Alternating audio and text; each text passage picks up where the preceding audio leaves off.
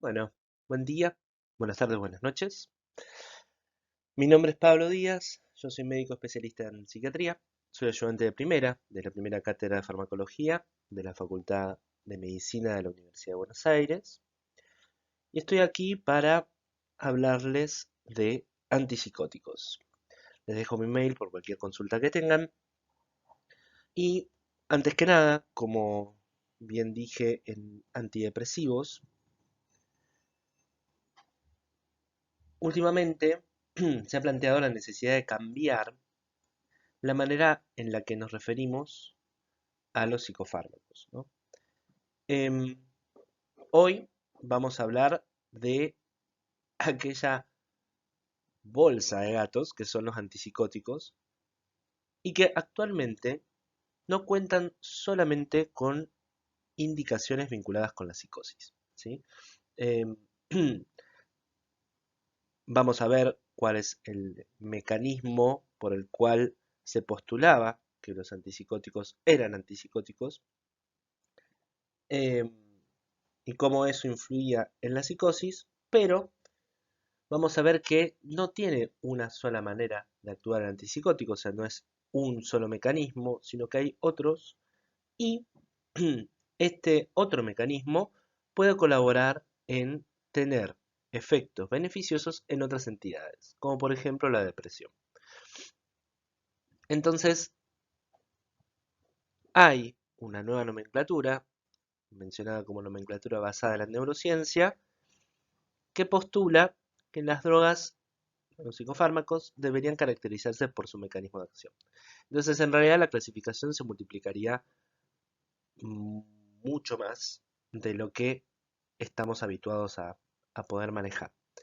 Por el momento, a mí me sigue resultando más práctico hablar de antipsicóticos, pero es importante hacer esta salvedad que no todas las personas que estén tomando quetiapina necesariamente estén atravesando un episodio psicótico. Los objetivos de la clase van a ser conocer la farmacología de las medicaciones que actúen como antipsicóticos, formalmente tener presente la farmacocinética, las vías de administración, la farmacodinamia, los efectos adversos, precauciones e indicaciones, tanto el uso clásico como es el uso en la esquizofrenia, como otras nuevas indicaciones que han surgido a lo largo del tiempo. Y me interesa mucho poder tener presente el uso racional de esta familia de psicofármacos, porque entre más indicaciones hay, más fácil es indicarlos. Entonces, si bien yo me voy a poner desde el lado de la psicofarmacología, o sea, voy a hablar más que nada eh, cómo, cómo usar los psicofármacos y cuáles son los mecanismos que se ponen en juego, pero obviamente la psiquiatría no es solo ser psicofarmacología, ¿no? Como no va más allá de, si bien es una herramienta clínica que yo necesito utilizar, la psiquiatría va más allá de saber mucha psicofarmacología y saber qué psicofármaco usar. Es muy importante que uno sea un buen psicofarmacólogo, pero no es la única intervención posible desde la psiquiatría. De todos modos, esta clase no tiene como objetivo hablar del tratamiento de la esquizofrenia, no tiene como objetivo bajarles líneas sobre terapéutica.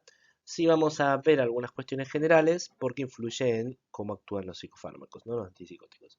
Pero eh, voy a obviar muchas cuestiones que tienen que ver con la prevención y promoción de hábitos saludables o intervenciones en entrevistas, etcétera, etcétera, etcétera. Y, como una cuestión más que no está en la filmina, me interesa remarcar que si bien los antipsicóticos tienen gran uso en esquizofrenia, un médico clínico, o sea, una persona que ejerce la clínica general, medicina general o que es un internista, también puede hacer uso de los antipsicóticos. O sea, si ustedes no decidieron ser psiquiatras, que es muy probable que no vayan a hacerlo, eh, probablemente se crucen con la necesidad de utilizar risperidona o haloperidol. principalmente para el tratamiento en algunas situaciones como el síndrome confusional, más que nada de los síntomas o la agitación. Entonces, eh, me interesa que ustedes presten atención a esas cuestiones, más que nada si no van a ser psiquiatras, para no desligarse de esa responsabilidad que es conocer qué herramientas farmacológicas uno tiene para abordar, ya sea de manera sintomática o de tratar la causa de base de algunas situaciones que involucran a la psicosis. Ya en la clase de generalidades mostré esta filmina. Vamos a ver que en esta filmina aparecen muchos médicos que han desarrollado eh, técnicas de exploración física para poder dar eh, con la causa de la eh, enfermedad o el cuadro clínico que estamos viendo en el paciente, ¿no? Entonces, fíjense cómo a fines del siglo XIX, principios del siglo XX, la medicina empieza a tener como una estrategia, ¿no? Como una manera de estudiar más sistematizada que empezó a generar un crecimiento abismal en el conocimiento. Y es acá donde probablemente se vayan separando un poco más la neurología de la psiquiatría. Eh, Principalmente porque las caracterizaciones de los síndromes clínicos en la neurología empezaban a tener un correlato anatomopatológico, ¿no? Y en la psiquiatría eso empezó a ser más difícil. De hecho, ya de por sí el nombre de la, de la disciplina es distinta, ¿no? Neurología habla de la ciencia que estudia el sistema nervioso y la psiquiatría, todas las trías terminan siendo un poquito más blandas en algunas cuestiones, eh, porque hablan también de cuestiones vinculadas con lo sano, ¿no? La neurología a veces habla más de lo que tiene que ver con lo patológico, la psiquiatría habla también de algunas cuestiones vinculadas con la salud mental más en términos generales, ¿no? Como la pediatría también tiene cuestiones vinculadas con la salud del niño sano o la geriatría, ¿no? Entonces, eh, empiezan a separarse un poco esos caminos por involucrar cuestiones más blandas, más cuestiones más sociales, cuestiones más culturales, eh, que hacen un poco más compleja la situación, ¿no? Em, entonces, muchas veces se hace referencia a que la psiquiatría tiene alteraciones funcionales y la neurología tiene más un correlato anatomopatológico por lesionar estructuras en particular.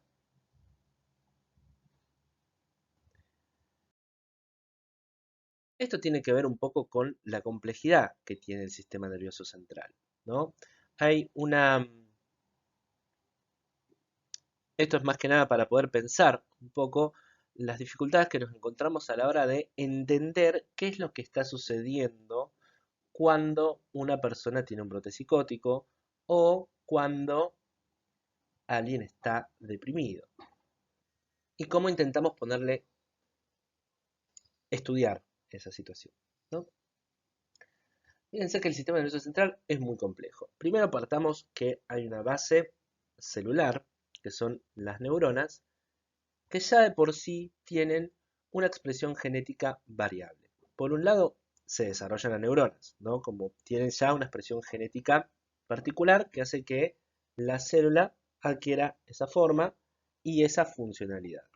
Pero también tienen una interrelación con la glía, o sea, la glía que se postulaba que era un poco más eh, pasiva, que solamente le funcionaba como de estructura y nutrición a la neurona, pareciera en el último tiempo no tener solamente esa función y tener un rol más activo en algunas sinapsis.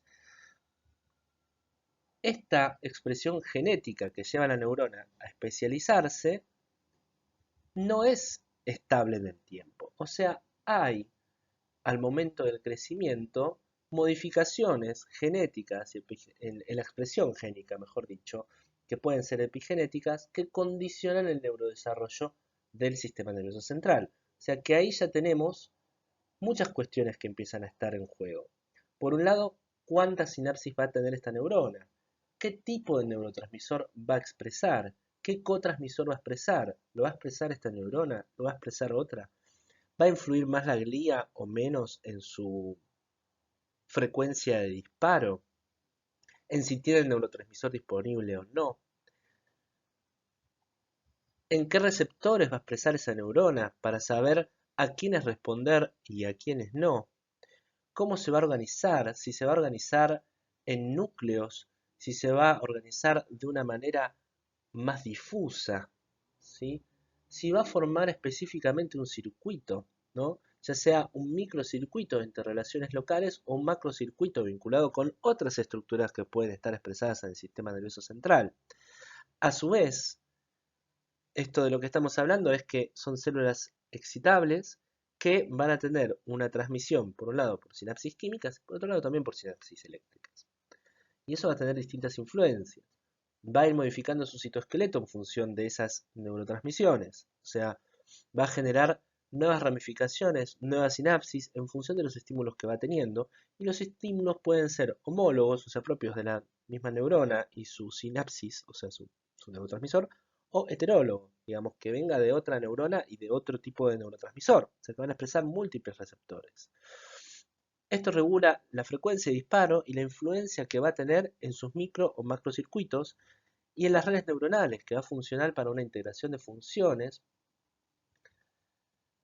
y que van a tener influencia no solamente con internamente el sistema nervioso central, sino también con otras estructuras en el cuerpo. ¿Cuánta sangre le llega? Si le llegan todos los nutrientes o no. Cómo está funcionando el aparato cardiovascular y a la vez lo va a regular, etcétera, etcétera, etcétera.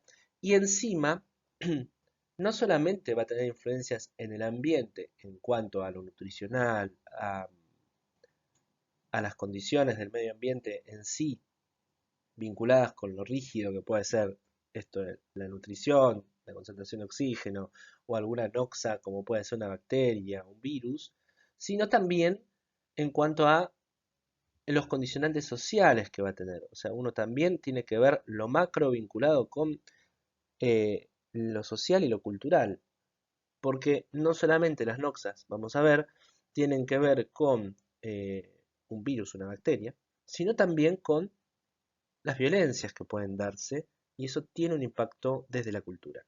Entonces, las violencias generan modificaciones en el neurodesarrollo, en la expresión genética eh, y según en qué sociedad uno esté y qué lugar vaya ocupando en la sociedad, va a tener estímulos que son verbales, o sea, que son auditivos, visuales o por distintos sentidos que van a modificar todo lo que es el funcionamiento del sistema nervioso central. Entonces, ya de por sí veamos que hay distintos estados, desde lo micro hasta lo más macro, que pueden influir en la salud del sistema nervioso central.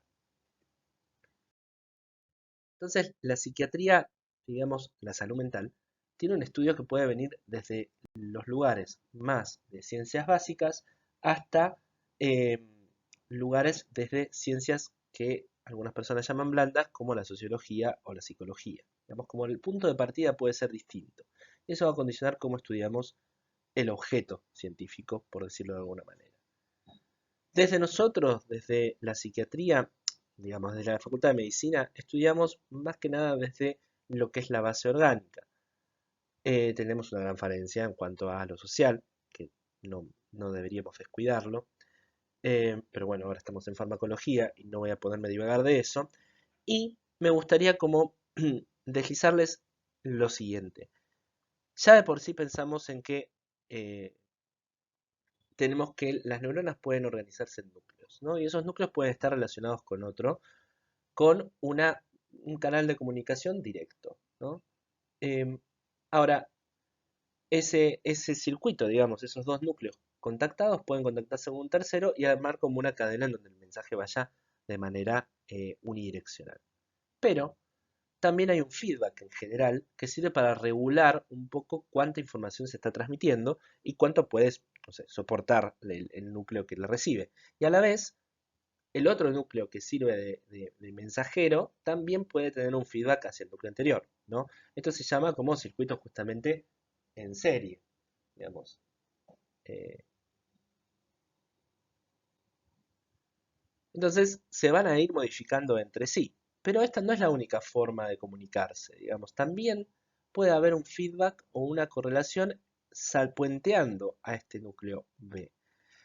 Y encima, si no es como ya un poco complejo pensarlo a esto de manera aislada, no está aislado. En general suele tener influencia de algún otro circuito que funcione en paralelo, ¿no? Como también tenga estas formas de comunicación entre los núcleos, que puedan tener un feedback en serie y estar correlacionados con otro circuito que también se ponga en paralelo con el circuito A, el D, ¿no? Y el G está funcionando. Ahora, encima, pueden multiplicarse las conexiones de otra manera y regularse entre sí. ¿A qué voy con esto? En la filmida que les mostré, el cuadro en donde aparecía Charcot haciendo la presentación de pacientes, eh, habíamos mencionado de que había una intención de armar un correlato anatomopatológico, ¿no? Que, bueno, se lesionaba esta zona del cerebro, entonces esta zona del cerebro se encargaba de hacer X función porque justamente en este paciente la dañé, entonces le falta esto, ¿no? Ahora, si hay tanta redundancia en algunas cuestiones, las funciones vinculadas con el sistema nervioso central se arman muchas veces por el diálogo y no necesariamente por la estructura. O sea, todo lo que armamos son suposiciones de cómo actúa cada estructura, pero en realidad es muy probable que lo que llamamos funcional tenga que ver con el diálogo que se arma en estructuras. Entonces, es muy difícil poder generar conocimiento frente a esta complejidad que tiene el sistema nervioso central. Me voy atajando un poco entonces eh, para decir que todavía no está del todo saldada la manera en la que eh, podemos ubicar las causas de lo que sería la locura. Eh, hay mucha producción cinematográfica sobre la locura. Un poco la imagen tiene que ver con intentar evitar armar prejuicios con la locura y me sirve como apuntalamiento para decir que no todas las personas que están atravesando un episodio psicótico son peligrosas. De hecho, actualmente se intenta hablar de riesgo y no de peligro para intentar desestigmatizar eh, a las personas que están atravesando un episodio psicótico. De hecho, todos los hechos delictivos o situaciones de violencia que se dan eh, es más frecuente que sea una persona que no está atravesando un episodio psicótico que esté atravesando un episodio psicótico. Solo que tiene mucha más difusión aquella persona que tiene eh, que está atravesando un episodio psicótico en los medios. Y obviamente no dejemos de ver de que siguen siendo personas aquellas personas, valga la redundancia, que están atravesando un episodio psicótico, no quiere decir que por tener esquizofrenia sean siempre de determinada manera, sino que tienen una historia y que probablemente no necesariamente tengan alterado su juicio para todas las actividades de la vida cotidiana. Entonces, eh, ojo con el manejo de las entrevistas con personas que pueden estar tomando algún psicofármaco, ¿sí? Habiendo dicho esto, me interesa resaltar también que lo que mencionamos como síntomas psicóticos no necesariamente involucran solamente la esquizofrenia. O sea, puede haber múltiples causas que pueden desencadenar lo que mencionamos como síntomas psicóticos o episodios psicóticos. La esquizofrenia es la que tiene más rating, pero también puede haber psicosis inducidas por sustancias que pueden servirnos los antipsicóticos para abordarlo de manera sintomática, psicosis secundarias a enfermedad médica, un episodio psicótico breve, que quizás no necesariamente esté vinculado a una esquizofrenia, sino que a algún otro tipo de situación clínica, el trastorno delirante crónico, que tiene otro tipo de entidad, o síntomas afectivos como el trastorno bipolar o la depresión, o trastornos cognitivos como mismo es la demencia de tipo Alzheimer, ¿sí?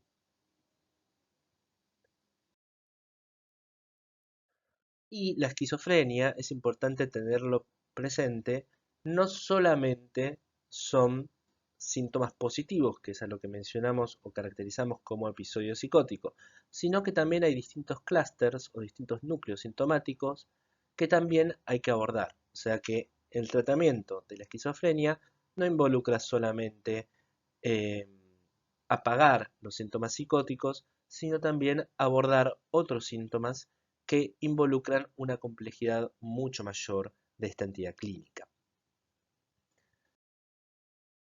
Caracterizamos el episodio psicótico para saber para qué nos servirían o para qué se pensaron los antipsicóticos en un primer momento. Cuando uno habla de episodio psicótico, habla que alguien está teniendo alucinaciones. En general en la esquizofrenia se mencionan más a las alucinaciones auditivas complejas, que tienen que ver con escuchar voces. En general se caracterizan las alucinaciones por la percepción sin objeto, o sea que por algún motivo hay una percepción pese a no estar estimulando de determinada manera el órgano que se encarga, el órgano sensorial, que se encarga de transmitir las sensaciones.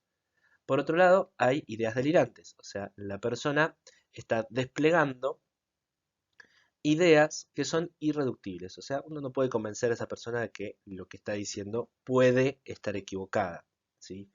A veces son verosímiles, o sea, puede ser que la esté persiguiendo la policía, o a veces son inverosímiles, ¿no? Como, bueno, que lo persigan los aliens es un poco más difícil de creer. Y también dentro de este eje puede estar la desorganización del pensamiento. Muchas veces se lo ve en cuanto a la desorganización discursiva o la dificultad en ubicar una intencionalidad en los movimientos, ¿no? Entonces, a veces pueden ser un poco erráticos en cuanto a qué están haciendo y uno no poder ubicar cuál es la intencionalidad de esos movimientos, o a veces en el discurso suelen ser eh, incoherentes las maneras de expresarse que tienen, ¿sí? Entonces, para estas situaciones, los antipsicóticos vamos a ver que suelen ser útiles. Pero obviamente en la esquizofrenia, como para tener un apuntalamiento, van a tener otros síntomas que abordar, como pueden ser los síntomas negativos. Em, entonces les dejo una lista como para que sepan con qué tiene que ver, porque nos van a interesar para trabajar que puede empeorar inclusive un antipsicótico, como por ejemplo en cuanto al afecto y el embotamiento afectivo, como cuestiones de menor rango de emociones, en general por el mecanismo de acción que tienen los antipsicóticos pueden empeorar.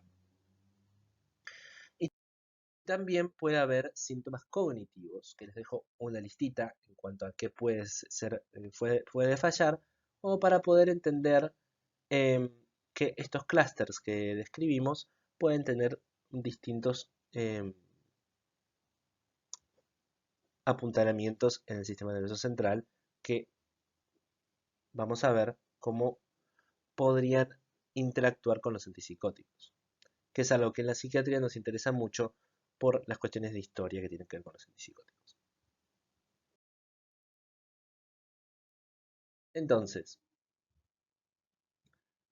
para hablar de la esquizofrenia, mencionamos que justamente la expresión génica es importante.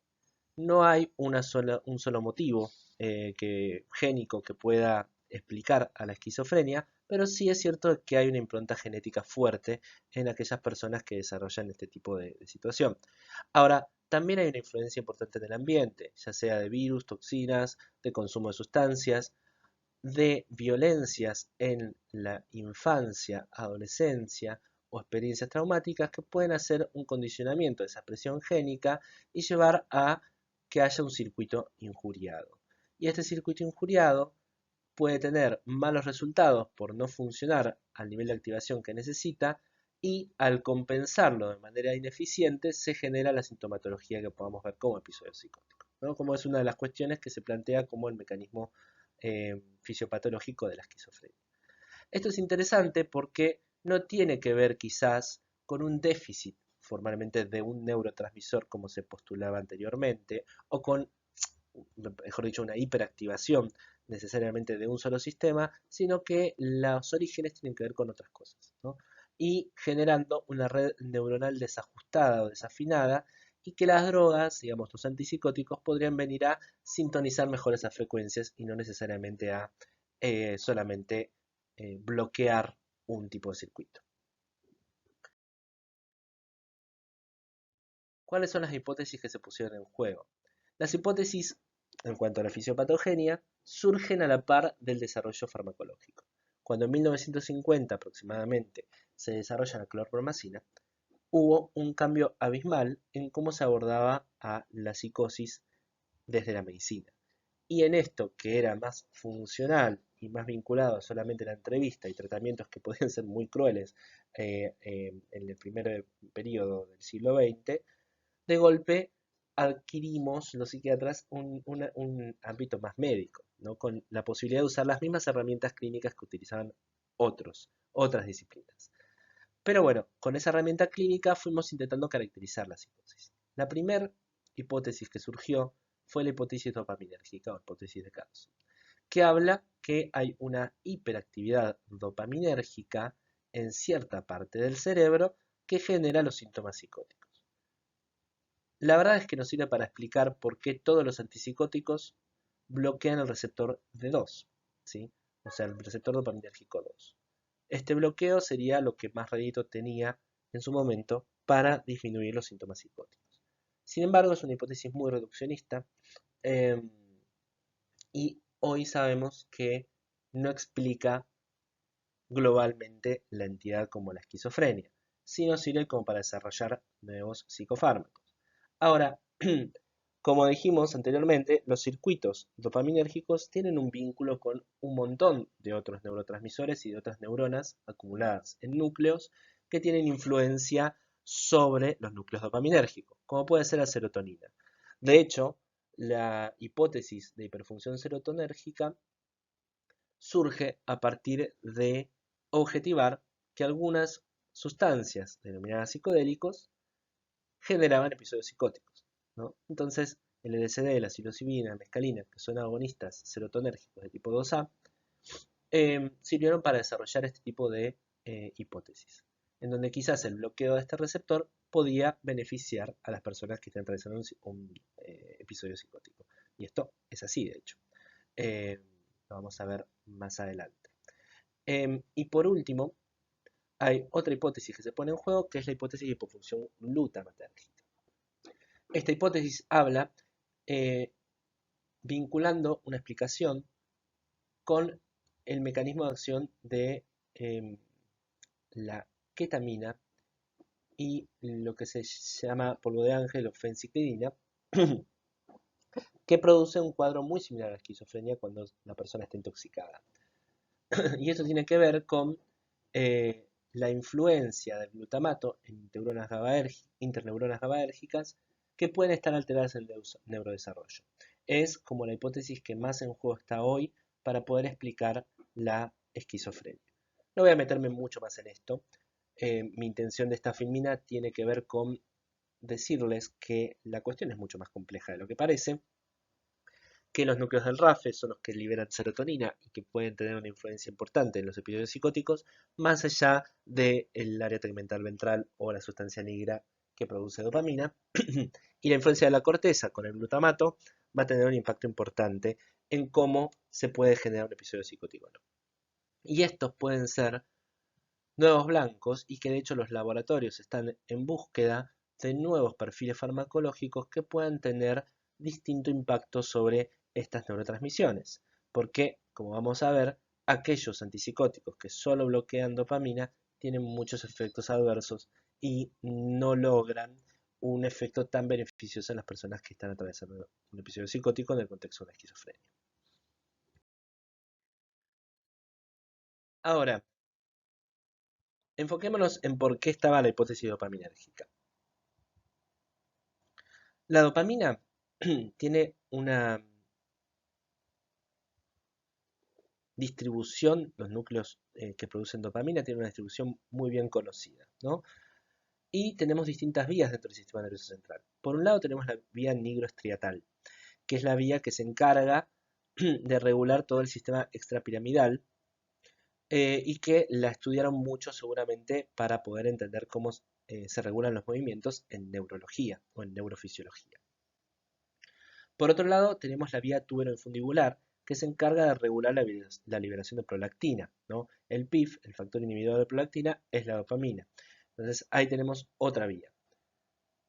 La vía mesolímbica es aquella que puede estar atribuida la hiperfunción dopaminérgica para explicar los síntomas psicóticos en la esquizofrenia, ¿sí? Y que tiene que ver con el área tegmental y la influencia dopaminérgica sobre el tálamo y sobre todo lo que son ganglios de la base o núcleos ventrales, ¿sí? Muchas veces se pensaba que eh, toda la parte ventral de los ganglios de la base eran más los núcleos de los psiquiatras, con el núcleo accumbens, por ejemplo, y el área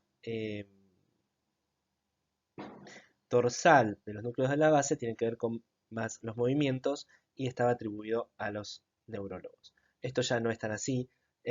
Los ganglios de la base tienen una cuestión más regulatoria en varios aspectos y por lo tanto esta separación tan tajante en la realidad no es tan así. Otra vía que nos interesa estudiar es la vía mesocortical. ¿Por qué repaso las vías? Porque si uno da un bloqueante dopaminérgico, va a influir sobre todas las vías. Entonces esto va a explicar efectos terapéuticos de los antipsicóticos y efectos adversos de aquellos que actúan con una inhibición del receptor dopaminérgico de manera muy incisiva, ¿no? Muy potente.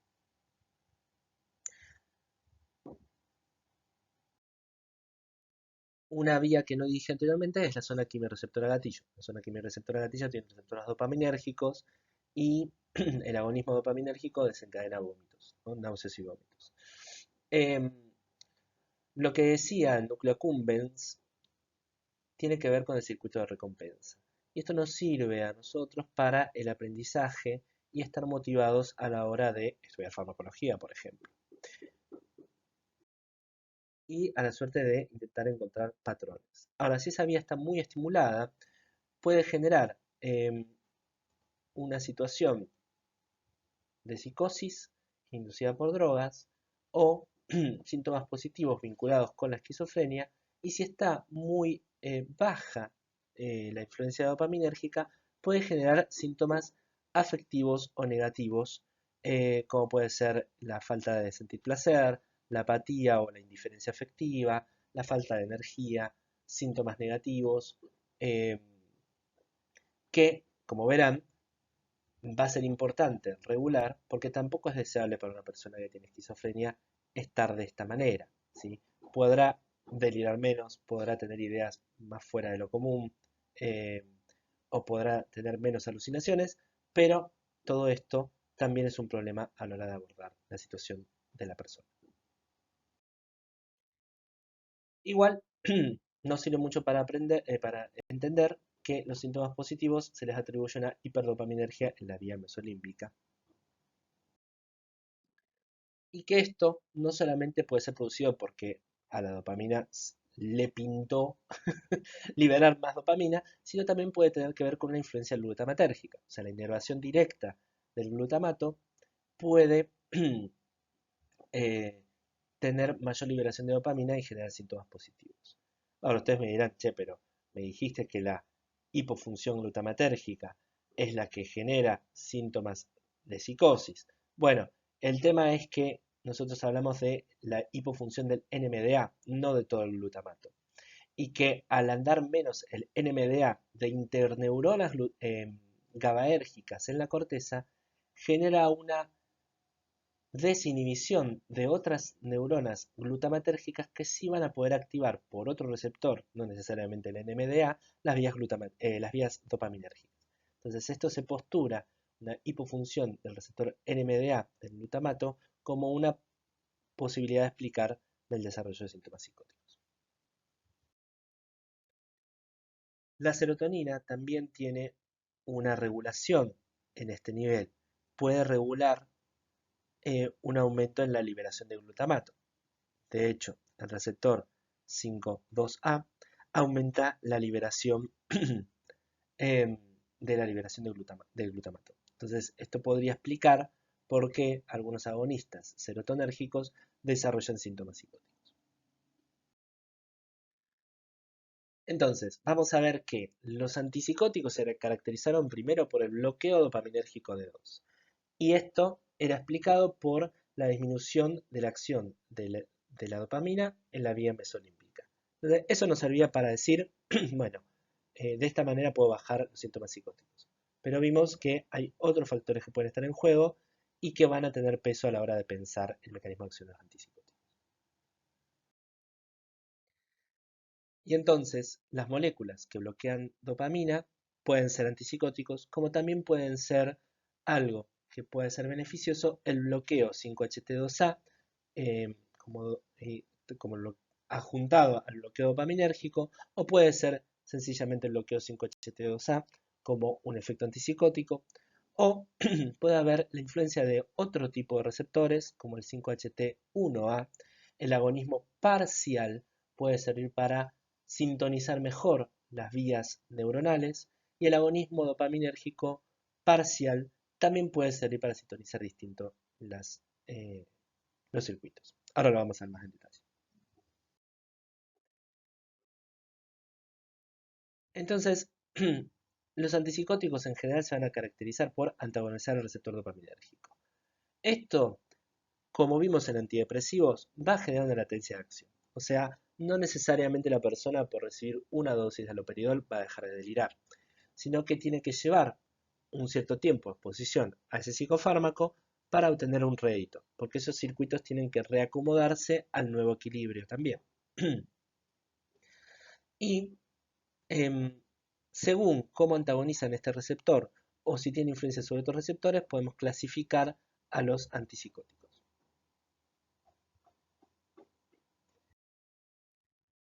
Pasamos a la segunda parte de la clase vinculada con la clasificación.